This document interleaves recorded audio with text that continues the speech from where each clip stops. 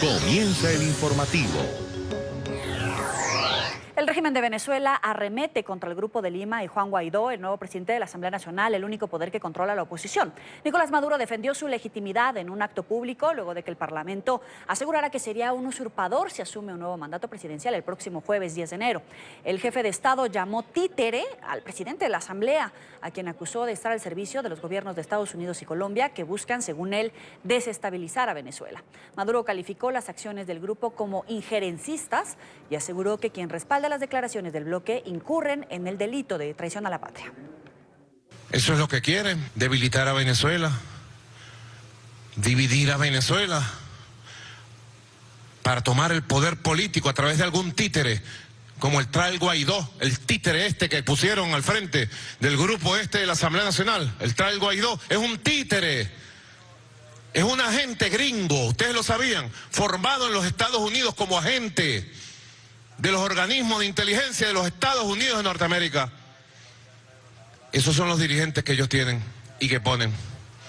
Y que hoy recibe una llamada del presidente de Colombia para darle 2 palmaditas aquí y decirle, dale, derroca a Maduro, toma el poder.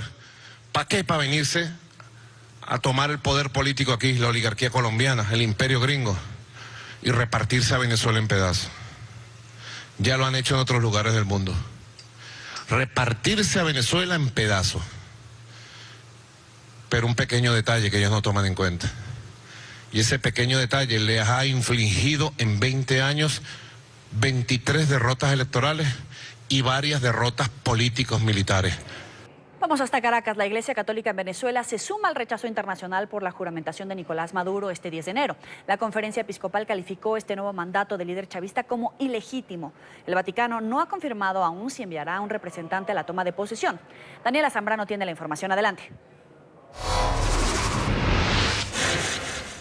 Hola, ¿qué tal? Muy buenas tardes. El encargado de negocios de la Nunciatura Apostólica informó que el nuncio no se encuentra actualmente en el país. Trascendió que el Vaticano estaría evaluando si asistir o no a la toma de posesión del presidente Nicolás Maduro el próximo 10 de enero. En medio de la Asamblea Ordinaria Anual de la Conferencia Episcopal Venezolana, el encargado de negocios lamentó la situación de Venezuela y recordó las palabras del Papa Francisco con respecto al país. En su discurso a los miembros del cuerpo diplomático acreditado ante la Santa Sede, con motivo de las felicitaciones de Año Nuevo, Santo Padre decía: deseo para la amada Venezuela que se encuentren vías institucionales y pacíficas para solucionar la crisis política, social y económica.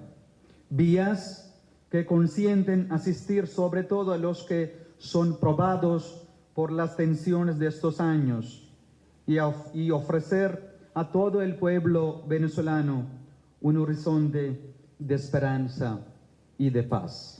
La Conferencia Episcopal Venezolana también se pronunció al respecto. El presidente del organismo, Monseñor José Luis Azuaje, cuestionó la legitimidad del presidente Nicolás Maduro tras las pasadas elecciones del mes de mayo y calificó el desempeño de su gobierno como moralmente inaceptable. En 3 días se realizará la juramentación del presidente de la República. Todas las dudas se marcan esta juramentación. Podíamos preguntarnos, ¿legítima? ¿Ilegítima? La historia, cuando sea el momento, a través de los actores que propiciaron unas elecciones tan dudosas en un marco de ventajismo, dará su veredicto. Pero por desgracia, el gobierno nacional, durante estos últimos años, con sus políticas y acciones, ha llevado al país a un deterioro humano y social. Precisamente porque nuestra Constitución dice que el presidente de la República se juramenta en el Congreso de la República, elegido por 14 millones de venezolanos. En cambio, esta constituyente es chimba. Esa no aparece en ninguna parte. Esa la inventó Maduro y su equipo. Entonces, ¿quién garantiza que Maduro es presidente de la República? ¿La constituyente o el Congreso de la República? El Congreso de la República. Ante ese hecho, va a quedar como ilegítimo el presidente de la República cuando se quiere juramentar con la constituyente. Hay gran expectativa en el país sobre lo que pueda pasar tras el 10 de enero, cuando el presidente Nicolás Maduro se juramente ante el Tribunal Supremo de Justicia y no ante la Asamblea Nacional, como establece la Constitución, una vez que la propia directiva de la Asamblea Nacional ha dicho que va a desconocer su mandato. También ha sido el pronunciamiento de la comunidad internacional que desconocería al presidente Nicolás Maduro a partir de esa fecha. Con esta información desde Caracas yo me despido, volvemos al estudio. Gracias, Daniela. Y el Parlamento Europeo no reconocerá el nuevo periodo presidencial de Nicolás Maduro. Vía Twitter, el presidente de la Eurocámara, Antonio Tajani, hizo la advertencia y dijo que Venezuela debe recuperar la democracia a través de votaciones libres. Ninguna noticia falsa blanqueará la dictadura de Maduro. No reconocemos al régimen. En el Parlamento Europeo estamos con los venezolanos, humillados cada día por la dictadura con opresión, pobreza y hambre. Venezuela debe recuperar la libertad y la democracia con elecciones limpias.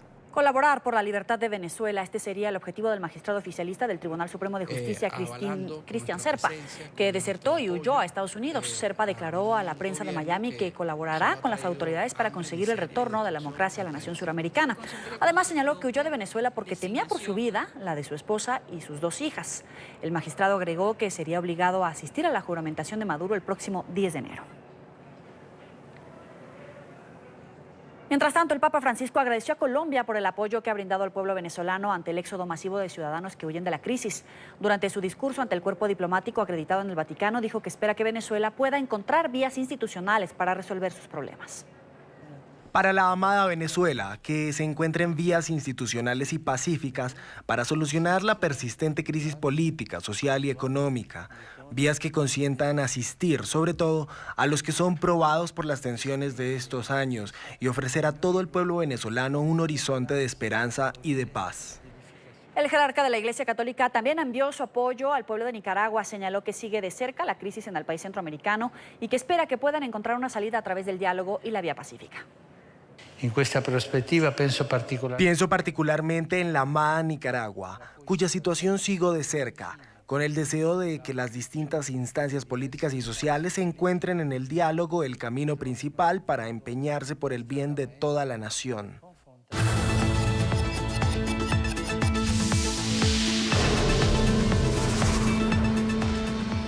Tras más de 25 horas retenido en el aeropuerto de La Aurora, en Guatemala, finalmente el representante de la Comisión Internacional contra la Impunidad, Gillen Osorio, pudo ingresar al país. El organismo dependiente de Naciones Unidas aseguró que tras el episodio reafirma su compromiso con la ciudadanía y su lucha contra la corrupción e impunidad. La CICIG agradeció además el apoyo de la comunidad internacional y respaldó a la Fiscalía. El Instituto Guatemalteco de Migración acató una resolución de la Corte de Constitucionalidad y permitió el ingreso de Osorio el domingo en la noche. 25 horas retenido. Ese fue el tiempo que duró Gillen Osorio, representante de la Comisión Internacional contra la Impunidad, bajo custodia de las autoridades migratorias en el aeropuerto La Aurora este fin de semana. Las autoridades negaron el ingreso del colombiano que aterrizó en un vuelo comercial en Ciudad de Guatemala el sábado. El Instituto Guatemalteco de Migración aseguró que el sujeto permaneció en las instalaciones de la terminal aérea por orden judicial y en condiciones que garantizaban sus derechos fundamentales.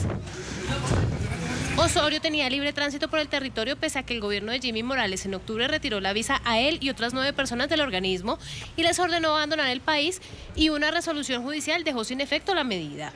El organismo dependiente de Naciones Unidas aseguró hoy, tras la entrada de Osorio a territorio guatemalteco, que tras el episodio reafirma su compromiso con la ciudadanía y su lucha contra la corrupción e impunidad. La CICIG agradeció además el apoyo de la comunidad internacional y el respaldo de la Fiscalía. La retención del representante colombiano en la terminal aérea abrió un nuevo capítulo en los enfrentamientos que mantienen la CICIG con el gobierno de Jimmy Morales. Además, supone un choque de poderes entre la Fiscalía y el resto de las instituciones del Estado, pues la fiscal general María Consuelo Porras ordenó la captura en flagrancia contra las personas implicadas en la retención del colombiano y el desafuero de los funcionarios que hubieran desobedecido las resoluciones con el fin de garantizar el Estado de Derecho. La organización Acción Ciudadana presentó además una denuncia penal en contra de los ministros del Interior y de Relaciones Exteriores, Enrique de Generat y Sandra Jovel, por impedir el ingreso del representante de la CICIG al país.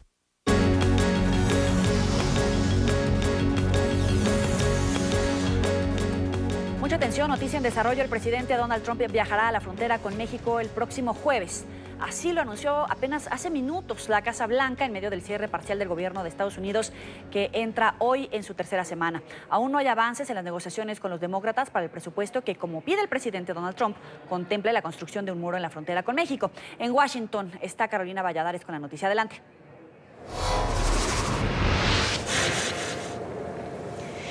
¿Qué tal? Buenas tardes, Yoli. Desde el Capitolio de los Estados Unidos, este Congreso enfrenta por primera vez su gran test. Las fuerzas están divididas, los republicanos mantienen el control del Senado, pero los demócratas tienen ya desde hace 4 días el control de la Cámara Baja. Han dicho e insistido los demócratas que no quieren dar ni $1 de esos presupuestos, leyes de presupuestos que quieren pasar desde la Cámara Baja para así acabar con esa situación de cierre del gobierno federal que, como decías, ya empezó hoy su día número 17. Por su parte, Donald Trump insiste, y también lo conocen eso los senadores republicanos del Senado, que no van a dar luz verde a ningún presupuesto que venga de la Cámara Baja siempre y cuando no comprenda esa partida de $5.000 millones que quiere Donald Trump para así poder construir ese muro entre la frontera entre los Estados Unidos y México. Es por ello que el presidente, para intentar salir de este callejón sin salida en el que se encuentra este edificio del Capitolio, ha insinuado que podría hacer uso de su derecho, poderes presidenciales, para decretar lo que él denomina como emergencia nacional y así poder emplear los fondos que ya tiene el Departamento de Defensa para la construcción, dice él, del muro fronterizo. Puedo declarar una emergencia nacional dependiendo de lo que sucederá en los próximos días. Tenemos que construir el muro, debemos construir la barrera. Puede ser de acero en lugar de concreto si eso ayuda a las personas. Puede ser mejor, pero estoy dispuesto a hacerlo para beneficiar a nuestras grandes compañías de acero que ahora están de vuelta en el negocio. Estaban muy mal cuando asumí el cargo y ahora lo están muy bien. Lo más importante es la seguridad. Se trata de seguridad para nuestro país. Se trata de detener el tráfico de personas. Se trata de detener las drogas. Por lo tanto, debemos tenerlo. No tenemos otra opción. No es una pregunta. ¿Me gusta hacer esto? No, me gusta hacer esto. Pero no tenemos otra opción. Tenemos que tenerlo. Han sido días muy intensos en los cuales se están intentando hacer uso de ese arte de la diplomacia. Han sido muchas reuniones entre los líderes demócratas de este Capitolio, tanto entre Donald Trump y Nancy Pelosi, quien desde el jueves, recordemos, ya ocupa ese puesto de presidenta de la Cámara Baja, también de Schumer, líder demócrata del Senado. Ambos, los tres de hecho, se han reunido hasta en 4 ocasiones, la última este domingo, para intentar destrabar esa situación del cierre del gobierno federal. Reuniones bastante infructuosas. No obstante, Donald Trump en las últimas horas empieza a hacer más uso de un léxico algo distinto, intenta llamarle valla en lugar de muro, de acero en lugar de concreto, todo ello quizás con el objetivo de conquistar ese corazón demócrata y conseguir ese dinero para el muro. No obstante, hay quienes se preguntan también si esa intención o esa amenaza más bien de decretar el estado de emergencia nacional es o no legal y si podría el presidente hacerlo. Bueno, el caso legal no es claro. Es claro que él puede declarar una situación de emergencia en la frontera y en ese caso podría ordenar a las Fuerzas Armadas a actuar.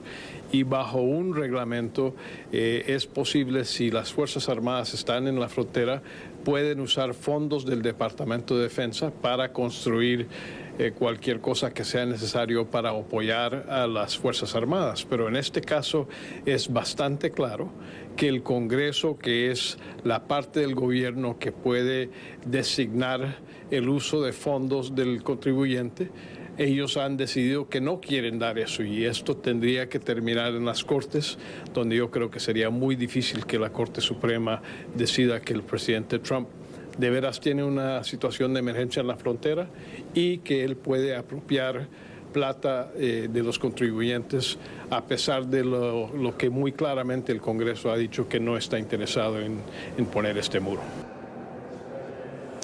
A esta hora el presidente de los Estados Unidos, Donald Trump, tiene un almuerzo con el vicepresidente Mike Pence, quien también ha tomado parte de esas negociaciones con los demócratas. Como decíamos antes, Sarah Sanders, la portavoz de la Casa Blanca, ha anunciado ese viaje para este viernes de Donald Trump a la frontera con México.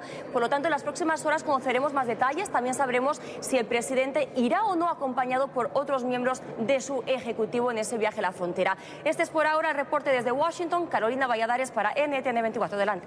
Gracias, Carolina. Mientras tanto, un nuevo ataque del presidente de Estados Unidos a la prensa de su país. A través de su cuenta de Twitter, Trump calificó como lunáticos enloquecidos a los periodistas que, según él, han renunciado a la verdad al criticar su administración.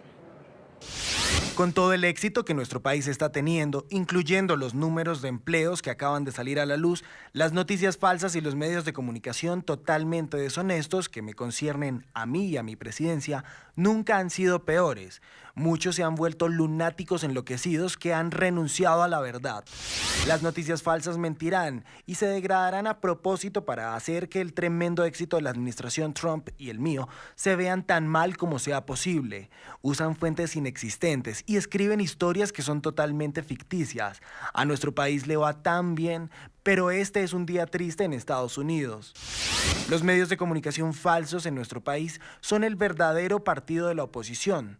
Son verdaderamente el enemigo del pueblo. Debemos volver a la honestidad, al periodismo y a la información. El asesor de Seguridad Nacional de los Estados Unidos, John Bolton, advirtió que el retiro de las tropas de Siria deberá cumplir ciertas condiciones. El alto funcionario de la administración Trump condicionó la retirada de territorio sirio bajo la garantía de que Turquía respete a los kurdos, aliados de Estados Unidos en la región y enemigos de los turcos. Y Hanoi sería la ciudad elegida para acoger la segunda cumbre entre los líderes de Estados Unidos y Corea del Norte. Según un diario surcoreano, representantes de asuntos exteriores de ambos países se reunieron ayer en la capital vietnamita para negociar las fechas del encuentro entre Donald Trump y Kim Jong-un. El propio mandatario de la Unión Americana aseguró que los pormenores de la cita se anunciarán probablemente en un futuro no muy lejano. Cabe destacar que las negociaciones Estados Unidos exige a Corea del Norte, gestos de verdadero calado hacia la desnuclearización, mientras que el régimen asiático pide a su vez que antes se le retiren sanciones y que se firme un tratado de paz que garantice su seguridad.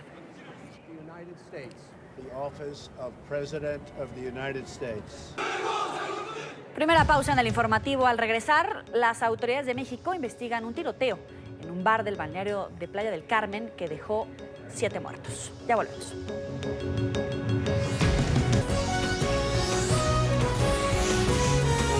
Continuamos con el informativo.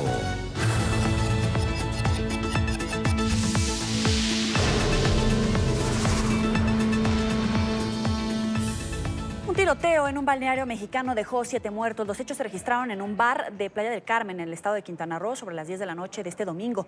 Según algunos testigos, 2 hombres con armas de alto calibre ingresaron al lugar y empezaron a disparar indiscriminadamente. Minutos después se dieron a la fuga.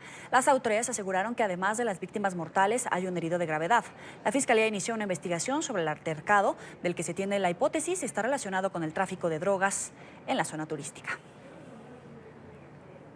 El presidente de México, Andrés Manuel López Obrador, negó que en el país haya un desabastecimiento de gasolina. En su conferencia matutina explicó que los problemas que se registraron este fin de semana tienen que ver con cambios en las rutas de distribución en pipas y no en ductos para evitar el robo de combustible. Por el momento, Jalisco, Guanajuato, Michoacán, Estado de México, Hidalgo, Querétaro sufren la falta del producto. Este fin de semana, las filas de automovilistas a la espera de carga se prolongaron por horas. La Secretaría General de la ONU entregará hoy un pronunciamiento sobre la tensión entre la Comisión Internacional contra la Impunidad en Guatemala y el gobierno de Jimmy Morales, declaración que es esperada luego de que un funcionario de la entidad adscrita a Naciones Unidas fuera retenido por 25 horas a su llegada a la nación centroamericana. NTN 24 está en el lugar de la noticia con Alejandro Rincón. Adelante, Alejandro.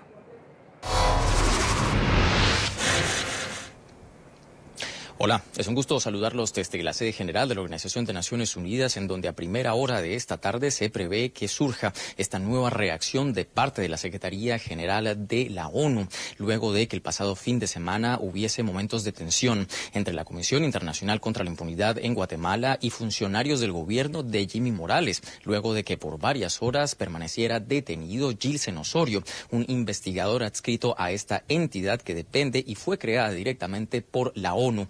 en repetidas ocasiones cuando han surgido instancias de tensión entre ambas partes. La Secretaría General de la ONU ha hecho llamados de atención al gobierno de Jimmy Morales para que permita la labor de la comisión, y justamente en este mismo sentido pudiera llegar a ser este nuevo pronunciamiento emitido por la Secretaría General. Por ahora, la única parte que ha reaccionado ha sido directamente la CICIG a través de las siguientes declaraciones. La CICIG agradece los múltiples apoyos, en especial de la ciudadanía, la sociedad civil guatemalteca y la prensa nacional e internacional, brindado durante estas últimas horas. Reafirma su compromiso con los guatemaltecos en la lucha contra la corrupción y la impunidad. La declaración que emita la Secretaría General de la ONU sobre el incidente en Guatemala va a ser un argumento muy importante y generará todo el contexto alrededor del cual va a tener lugar una importante reunión en la tarde de este lunes entre la Secretaría General y la ministra de Exteriores de Guatemala, quien se ha desplazado hasta la ciudad de Nueva York con el objetivo de tener un encuentro personal con el secretario general Antonio Guterres. De hecho, hace minutos la Secretaría General de la ONU ha confirmado que en la tarde de este lunes habría algún tipo de declaración ante la prensa de la ministra de Exteriores de Guatemala con el objetivo de hacer referencia y sobre todo responder a las inquietudes que surgen a raíz del incidente del pasado fin de semana. Es todo lo que tenemos para ustedes por ahora. Continúen con más en el informativo. Gracias, buen día para ti. Y este lunes continúa el juicio contra Joaquín El Chapo Guzmán. Se trata de la tercera audiencia que se lleva a cabo este 2019, en la que se espera que comparezca nuevamente el octavo testigo del caso, Vicente Zambada, hijo de quien fuera socio del narcotraficante y líder del cártel de Sinaloa. Zambada es considerado una pieza clave en las investigaciones. El informe es de nuestra cadena aliada, La Voz de América. Con temperaturas bajo cero, comienza la jornada número 24 en medio del juicio a Joaquín El Chapo Guzmán. La semana pasada tuvimos 2 días de audiencia en 2019 y comenzó a avanzar el proceso después de las vacaciones de fin de año. Cabe resaltar que ya conocimos al octavo testigo cooperante en medio del caso. Se trata de Vicente Zambada, el hijo de Ismael Zambada, socio de Joaquín El Chapo Guzmán y líder del cártel de Sinaloa, quien aún se encuentra en libertad y operando desde México. Cabe resaltar que alias Vicentillo estuvo identificando al Chapo Guzmán en conversaciones telefónicas que fueron reveladas en medio de la audiencia, conversaciones algunas de ellas que ya habíamos escuchado y otras sobre las cuales comenzamos a tener información. En algunas de ellas él hablaba con su hijo Juancho, quien lo representaba también en algunas operaciones en las que el Chapo no estaba presente. Asimismo, cabe resaltar que alias Vicentillo habló de una estrategia que hasta el momento no se había conocido en medio de estas transacciones de droga que hacían para llegar a los Estados Unidos. Dice que tenían 15 vehículos particulares. Para ellos contrataban familias, personas que tuvieran trabajos en Tijuana y que pudieran justificar pasar la frontera más de una vez al día. Y precisamente fue por esta razón que estos vehículos que iban cargados con entre 25 y 30 kilogramos de cocaína pasaban la frontera entre 3 y 4 veces al día. Así que ustedes podrán hacer los cálculos de la cantidad de droga que se enviaba solamente a la semana en 15 vehículos que hacían de 3 a 4 viajes diarios. Información que seguiremos conociendo durante la jornada de hoy. Comenzará Vicentillo respondiendo a más preguntas de la defensa y posteriormente conoceremos a otros testigos cooperantes. El noveno testigo cooperante se dará a conocer el día de hoy, al mismo tiempo que conoceremos testimonio por parte de autoridades que han adelantado investigaciones, allanamientos e incautaciones relacionadas con el cártel de Sinaloa. Y avanzamos a otros temas. Comenzó el juicio contra el actor estadounidense Kevin Spacey. El artista es acusado de haber agredido sexualmente en 2016 a un joven de 18 años en un bar de Massachusetts. Spacey, de 59 años, se ha declarado inocente en reiteradas ocasiones y ha rechazado las acusaciones. Y al menos 6 marineros murieron tras el naufragio de un carguero en el Mar Negro. Según el testimonio de uno de los sobrevivientes, el desastre se produjo cuando una ola destrozó la proa del navío. Otros 7 marineros lograron ser rescatados de las aguas turcas. La embarcación portaba una bandera de Panamá y transportaba una carga de 3.300 toneladas de carbón.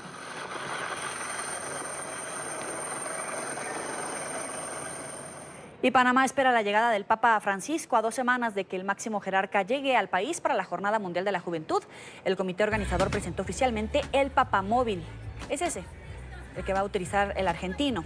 El modelo Ford Ranger de doble cabina fue modificado por panameños y dispone de una transmisión automática para facilitar el traslado del Papa.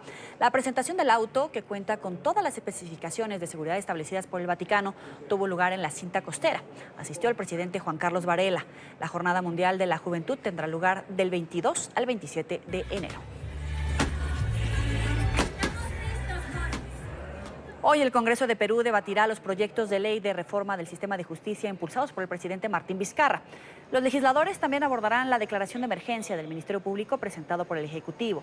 La crisis política ocurre tras los cuestionamientos al fiscal general, Pedro Chavarri, por su decisión de remover a los investigadores del caso Lavallato.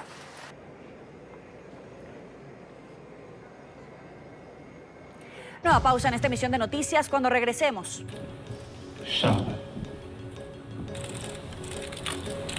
Hoy se cumplen 4 años del atentado terrorista a la revista satírica Charlie Hebdo y el supermercado judío en París, que dejaron 17 muertos.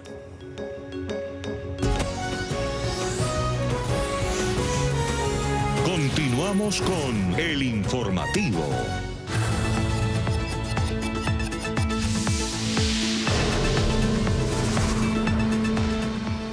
Gracias por continuar con nosotros. Vamos a la información en Francia, donde inició el juicio contra el cardenal Philippe Barbarin por ocultar los abusos cometidos hace 25 años por un cura a cargo de una parroquia de la diócesis.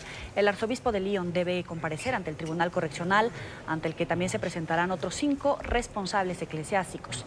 A los 6 se les acusa de no haber denunciado las agresiones sexuales cometidas entre los años 1970 y 1990. De Bernard Preyant a niños sobre los que tenía autoridad, pese a que supuestamente tuvieron conocimiento de los hechos hace ya unos años. El religioso reconoció las agresiones sexuales en septiembre de 2014. Creo que hay una diferencia entre los errores y las fallas que son punibles en la ley. Por supuesto que hubo errores cometidos por él, el cardenal Philippe Barbarin, así como por los otros sacerdotes, pero eso no significa que como individuo sea responsable y aún menos culpable ante los ojos de la ley, y eso es lo que esperamos que salga en la audiencia de hoy. Y justamente el Papa Francisco se refirió hoy a los abusos sexuales a menores por parte de miembros de la Iglesia. Aseguró que es una de las peores plagas del mundo y de los crímenes que se cometen contra los niños. El pontífice aseguró que trabaja porque al interior de la institución se condenen este tipo de actos. En esta circunstancia Aquí no puedo dejar de hablar de una de las plagas de nuestro tiempo, que tristemente ha involucrado a algunos miembros del clero. El abuso de menores es uno de los crímenes más viles y atroces concebibles. Este tipo de abuso arrastra inexorablemente lo mejor de lo que la vida humana ofrece a los niños inocentes y causa daños irreparables y de por vida. La Santa Sede y la Iglesia en su conjunto trabajan para combatir y prevenir estos crímenes y su ocultación, con el fin de conocer la verdad de los hechos que involucran a los eclesiásticos y hacer justicia a los menores que han sufrido violencia sexual agravada por el abuso de poder y de conciencia. El máximo jerarca de la Iglesia Católica también se refirió a los migrantes. Francisco llamó a los gobiernos a ayudar a las poblaciones vulnerables a acoger a aquellos que salen de su país huyendo de la violencia y buscando nuevas oportunidades. Dijo que si bien los éxodos han provocado acciones difusas y unilaterales por parte de los gobiernos, particularmente en Europa y América del Norte, la comunidad internacional tiene el deber de defender a los refugiados y migrantes.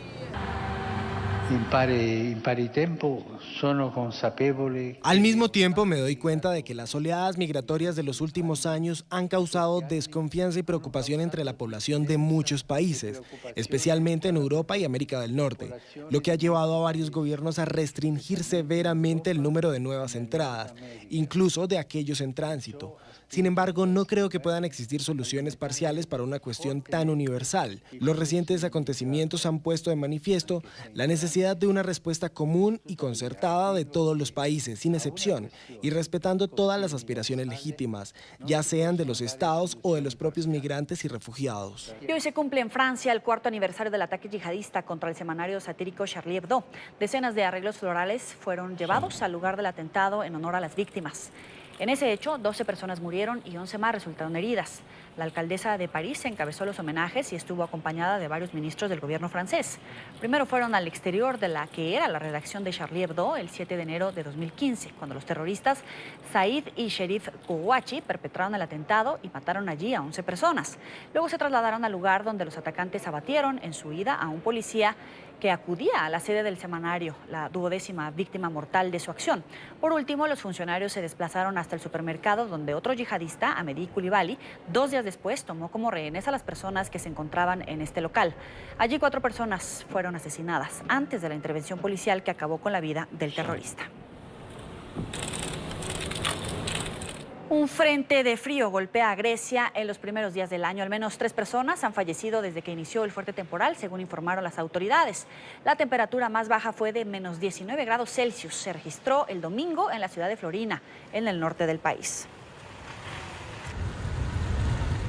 Ataque a la embajada de Estados Unidos en Grecia. Varias botellas y globos llenos de pintura fueron lanzados contra la sede diplomática ubicada en Atenas. El grupo anarquista Rubiconas se adjudicó la acción. La policía detuvo a 8 personas por su presunta vinculación con el hecho. El supuesto líder de la intentona golpista en Gabón, el teniente Kelly Ondo Obiang, fue detenido en una operación en la que 2 de sus soldados rebeldes fueron abatidos por gendarmes. Un grupo de militantes tomó este lunes la radio estatal de Gabón en África para anunciar el establecimiento de un Consejo Nacional de la Restauración, en un aparente golpe de Estado. La intentona golpista se produce una semana después de que el jefe de Estado, Ali Bongo Ondimba, pronunciara su discurso dirigido a la nación el pasado 31 de diciembre desde Rabat, donde se recupera de una enfermedad que le ha mantenido alejado de la presidencia desde el pasado mes de octubre. Última pausa en el informativo. Al volver, la información deportiva. Además, hablaremos de los ganadores de los Globos de Oro 2019. Los mejores sonidos de la música clásica se hacen sentir en el 13º Festival de Música de Cartagena. Una pianista canadiense deslumbró en los escenarios. Rubén Salazar nos cuenta desde la ciudad heroica. Muy buena tarde, Rubén.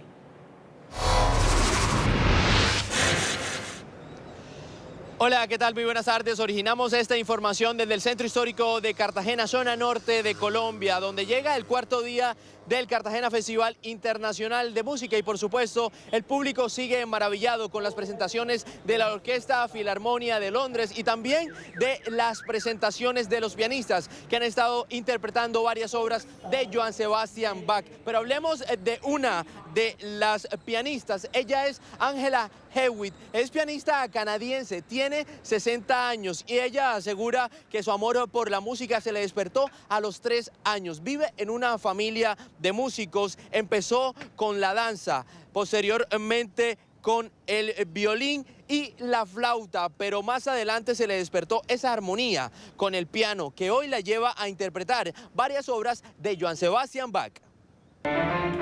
La gran odisea por interpretar las obras para instrumento de teclado de Johann Sebastian Bach la han convertido en una mujer comprometida con la música clásica. Su participación en el Cartagena Festival Internacional de Música dejó una huella. A través del piano, la canadiense conectó al público con las obras de Bach.